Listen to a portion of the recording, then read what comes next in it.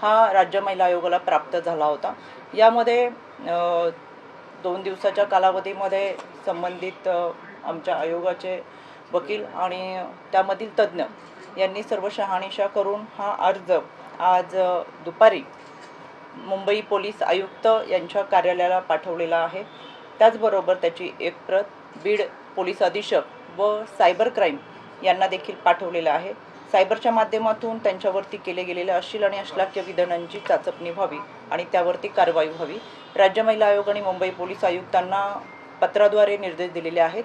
संबंधित तक्रार अर्जाची आणि घटनेची चौकशी करावी आणि त्या अनुषंगाने कारवाई करून केलेल्या कार्यवाहीचा वस्तुस्थितीदर्शक अहवाल हा राज्य महिला आयोगाला सादर करावा। या अनुषंगाने खरं तर ही एक बाजू की प्राजक्ता माळी हे एक निमित्त आहे, पण गेले 3 वर्षाच्या कालावधीमध्ये राज्य महिला आयोगामध्ये काम करत असताना अनेक तक्रारी सोशल मीडियाच्या माध्यमातून झालेली बदनामी, त्या माध्यमातून पूर्ण कुटुंब जे उद्ध्वस्त होतात आणि या सोशल मीडियामुळे फोटोमॉर्फी असेल, फसवणूक असेल आणि वाढलेली गुन्हेगारी असेल, अशा अनेक तक्रारी आमच्याकडे येतात आणि म्हणून या तक्रारीसाठी मला आवर्जून असं वाटलं की तुमच्या सगळ्यांशी बोलावं। महाराष्ट्रामध्ये वर्किंग वुमनची संख्या ही जवळजवळ 35% आहे।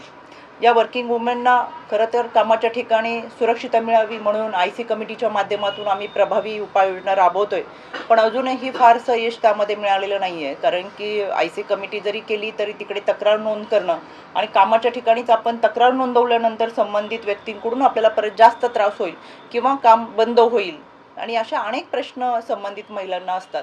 त्याच्यामुळे तक्रार करण्यासाठी फारशा महिला पुढे येत नाही। तरीसुद्धा आम्ही आयोगाला तक्रार करावी असं आवर्जून सांगतो।